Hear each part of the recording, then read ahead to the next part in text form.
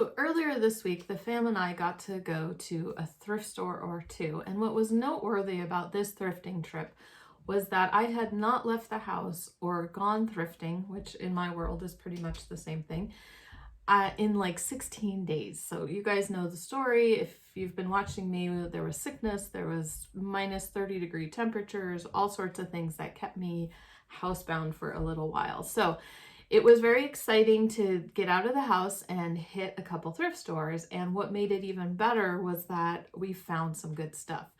Now I'm just going to share a couple of the highlights. We are trying to be a lot more selective in our thrifting.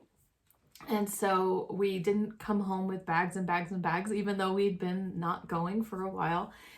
And we found some interesting things. And I also had some lessons that I thought I could share with you about researching your thrifting finds. So let me just start off with just kind of a fun little basic one that is something that I do kind of keep an eye out for, or, you know, I basically go to like all sections of the thrift store.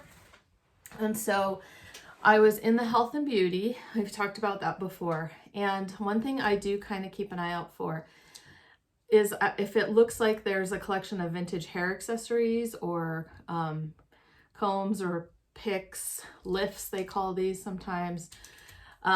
Anyway, so I saw one and I was like, it looks, I mean, I used these back in the day with my curly hair, which is not very curly at the moment, but and so I just I recognized like the feel as being a little bit older. So sure enough, I picked one up and the brand is Goody. Okay, so vintage Goody products, especially new in the package, can be a really good find, just as a tip. I was thinking maybe to do a hair accessory video at some point. But anyway, so look at it. It's got this textured finish to it, kind of fake crocodile embossed. It's marked Goody and it's also marked USA. So that's your, your clue right there that it's vintage, 80s, 90s. Anyway, so I was like, well, let me double check because I know that there are some vintage combs. What I was looking for is there's some Avon combs that can sell for really good money. There's, a handful of other ones I know about. So I said, let me just double check. Let me see if anyone's looking for the Goody hair picks from the 80s.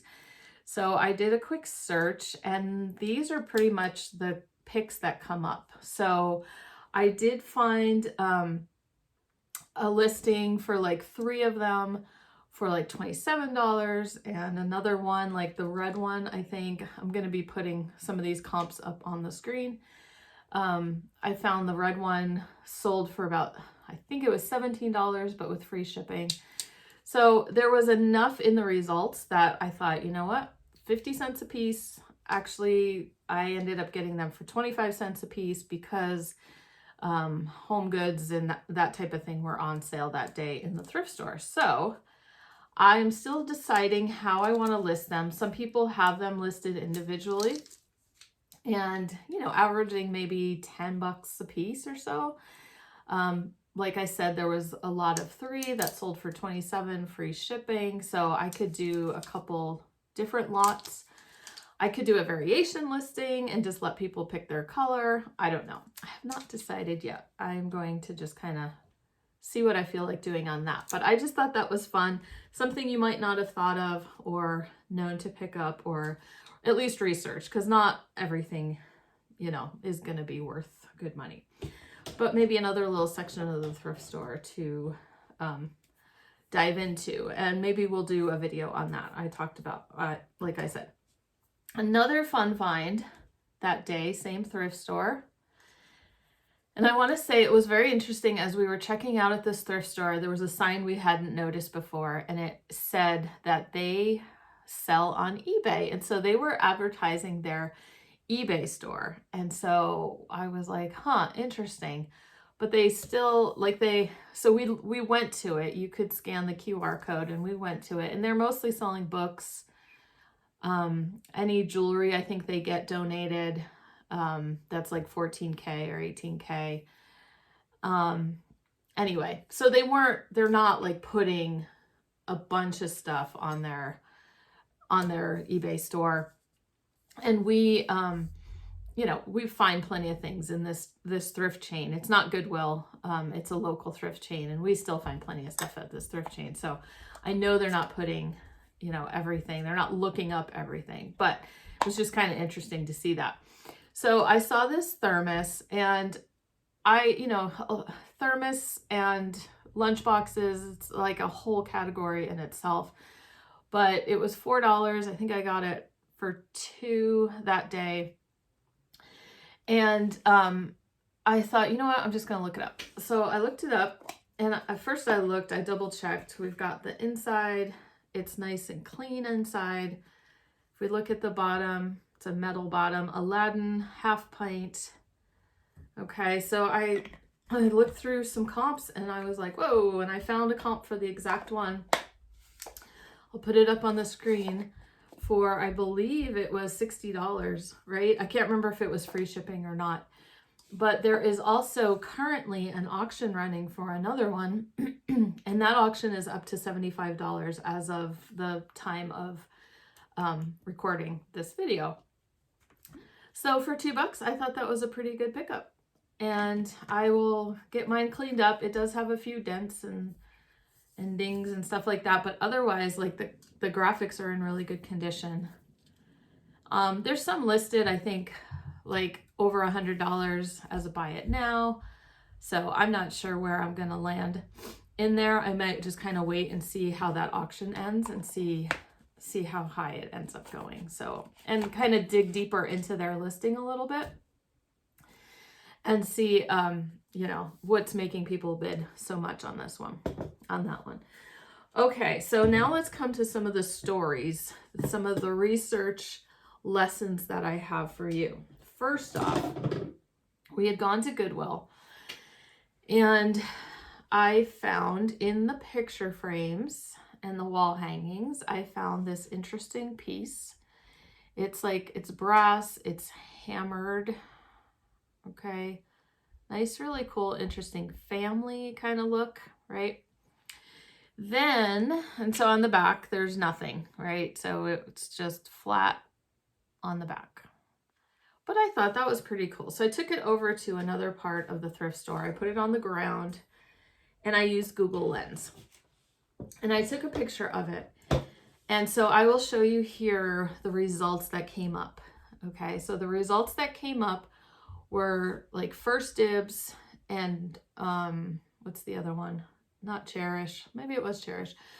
But those types of sites where they're vintage and their housewares and their home decor, very, very expensive. Very, very expensive. Same things you can find on eBay, but they're on these sites, and you know, they can get really high prices. They're selling to designers, they're selling to I don't know. So I think in our video about goals for 2024, we thought about looking into Cherish as a place to sell and just kind of see, you know, see where that goes, but we haven't like explored that further at all. So I know not to, like, when I see the prices, like you could see in that screenshot, $3,000 or whatever, I'm not like, ooh, I'm going to get $3,000. Well, now what was interesting is that the one when I went to the site and I went to the listing, the one they had was signed, and they claimed that it was, you know, it said Higgins in like lowercase script, and they attributed it to Higgins, the same Higgins that does glassware. It's called Higgins Glass, and it's a fused glass. They were fused glass artists. I think it was, oh, see, you know what? I should have prepped myself better. Hang on. Okay, so it was Michael and Frances Higgins.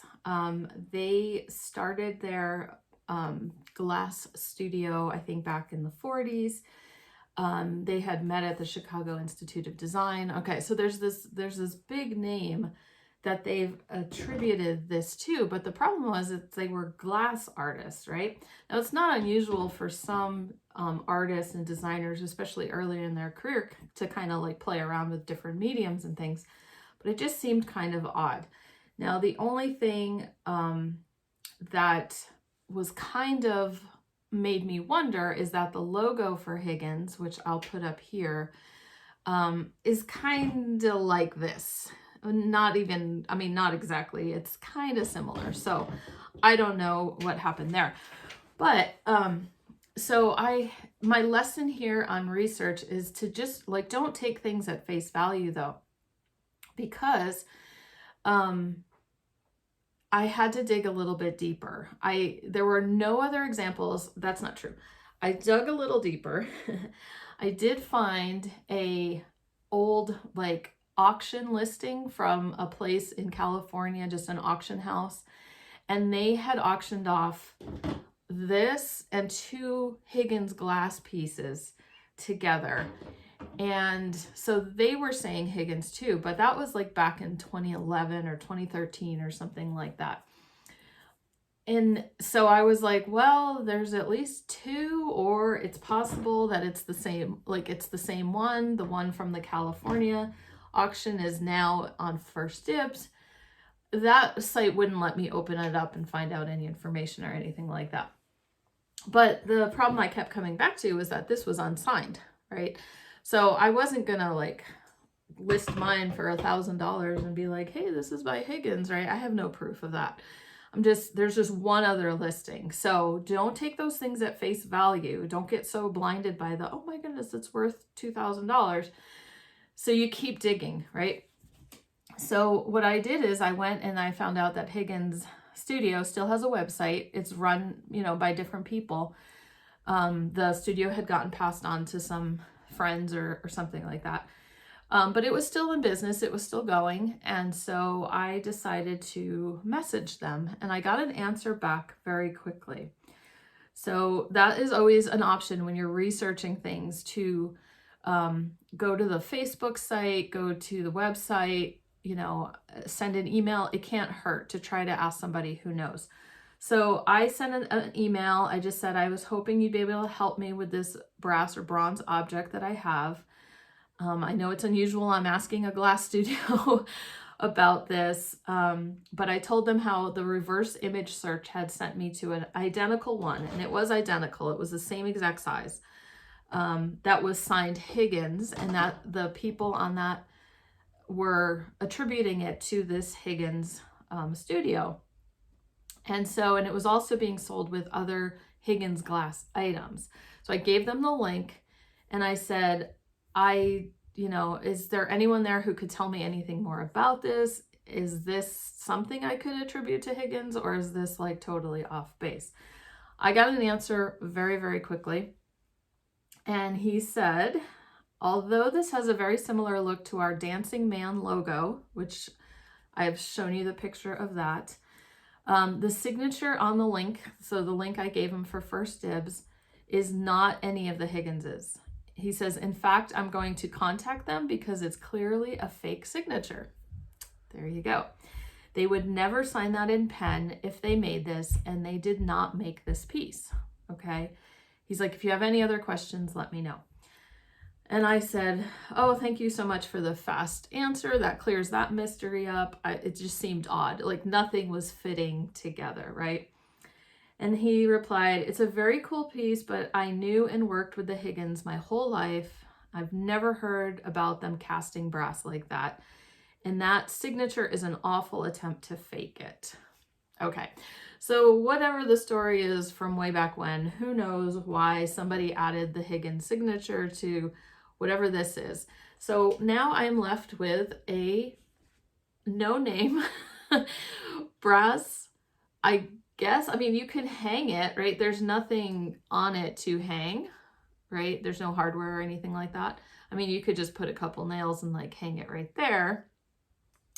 You could lay it flat, somewhere. You could use it, maybe you could use it as a trivet or something if you added some feet.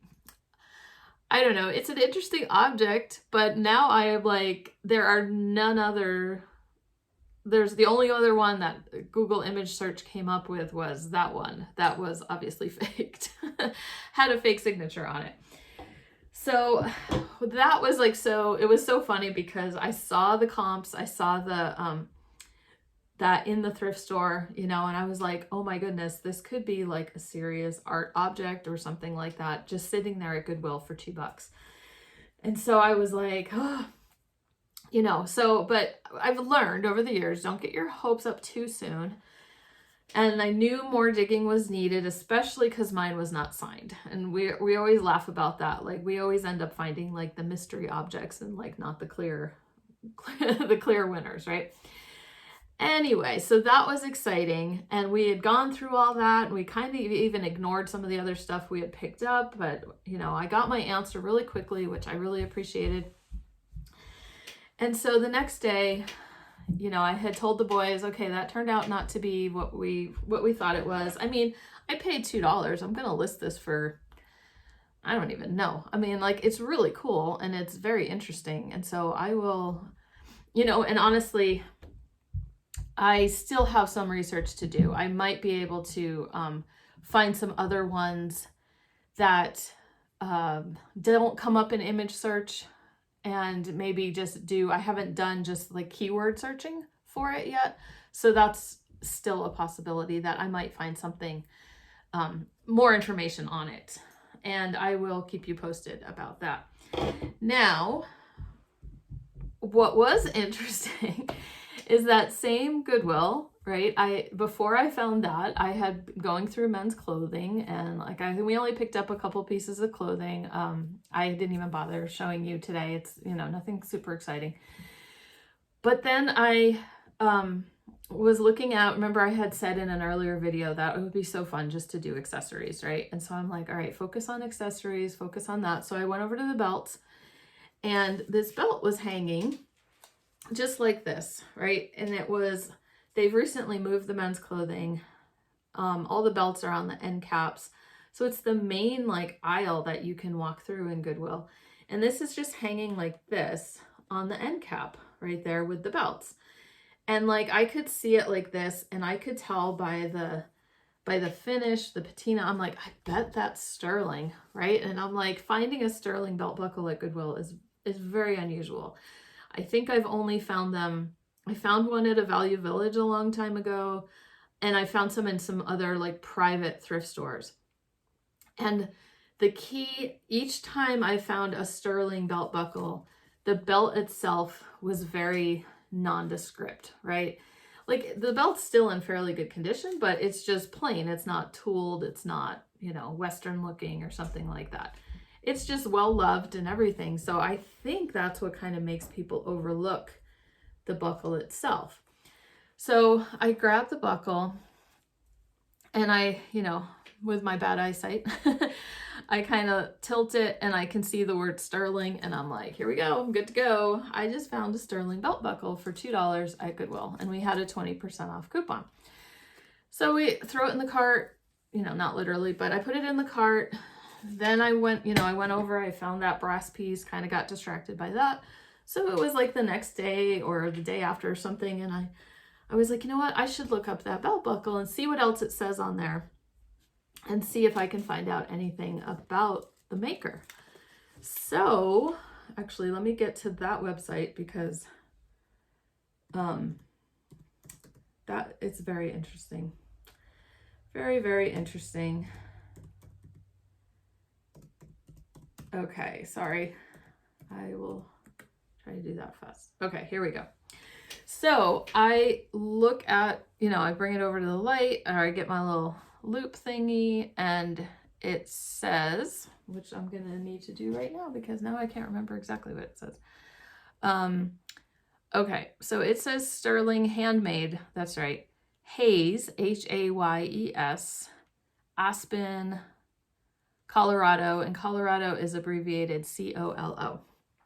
Okay, so Aspen, Colorado, makes sense. It's an aspen leaf, and sterling handmade. And so I was like, okay, Hayes. So I look up Hayes on eBay. I look up Hayes. I think I looked up Hayes sterling buckle is what I searched.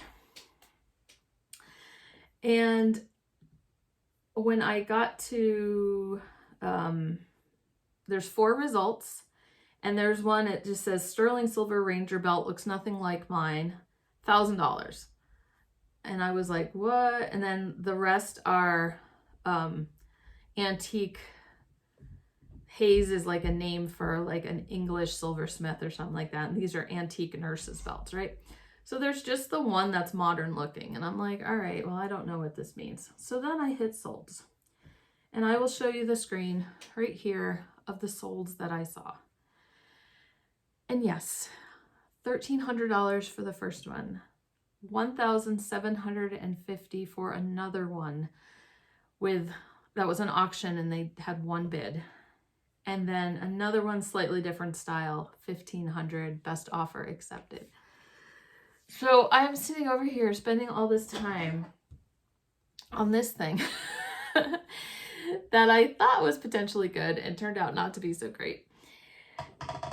And all the while, it was this that has probably going to be my best thrift store find ever. Isn't that exciting? Now look at it. It's very pretty. Okay. There is a little bit of verdigris I can see on there. We'll just clean that up a little bit. I'm not going to polish it. And I'm going to set a price, but I don't know. I don't know. So this is the information I found. So I went to their website, still a website, Jim Hayes. It's his daughter, I think, who's doing it now. And she is partially retired. But she still will make these buckles, I think, on request. She's making the belt buckles part-time on a mail order only basis. And so, and then there's a couple places, I think, in Aspen that you can get. So she's got a belt buckle sale. She's got some in stock, and then she's got some jewelry that's in stock. So the belt buckles in stock, you know, she's the one that I have, the classic rectangle, and the smallest one she makes for a 1-inch belt is $1,750. A 1.25-inch belt is $2,050. Okay, then she's selling some used ones, a really tiny one for $600, and then the Ranger set, which is what I saw on eBay, and so that might have been her listing, actually, that's on there. Anyway, so I believe mine is vintage. I was kind of poking around in her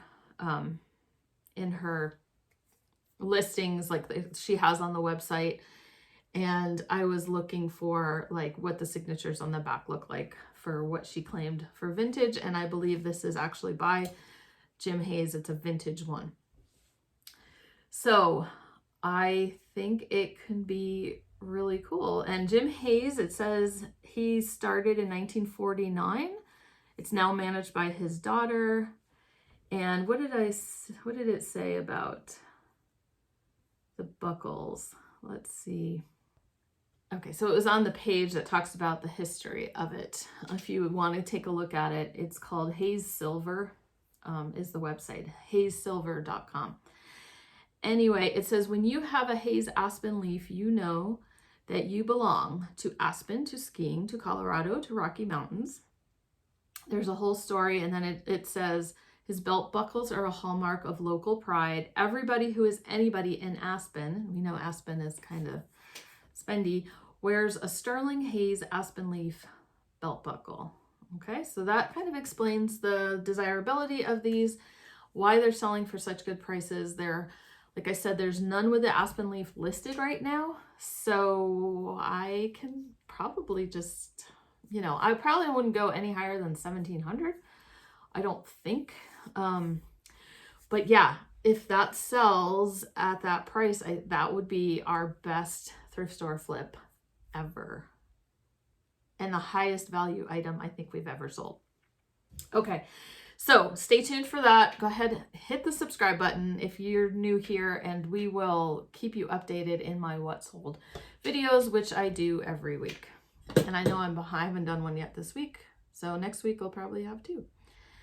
Okay, then one more thing we found at Goodwill that required some research was this. Okay, kind of stingray looking, has a signature, and it had this hole, and so we were trying to figure it out, and I figured it's probably for a flower frog. And so we, you know, looked at it. The glaze was so interesting.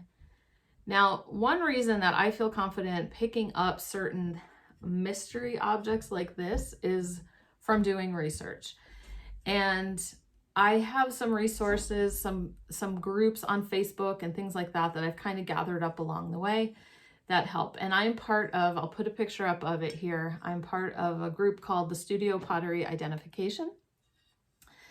And so I thought, you know what, it was $2. Mr. Pish Posh found it, and he was like, I don't know, you know, maybe we shouldn't bother. He just thought it was very interesting looking. So I said, no, what, let's just take it. It's a couple bucks. I'll ask, we'll try to find out. He was Google Lensing in the store and nothing was coming up. I said, we'll just try to see, you know, sometimes it's just fun to have a mystery object and do the research on it. It's like my favorite part. So I came home, took a few pictures of it, put the pictures on Studio Pottery Identification, practically refreshed my page, and I had an answer from one of the people on there, and he told me that the signature is Conroe, C-O-N-R-O. Her first name is Ginny, and she works from out of Seattle, Washington. So with that information, I was able to find some comps in Terapeak and found another one like this. And so we used that information. I gave it to Mr. Pish Posh. He listed it.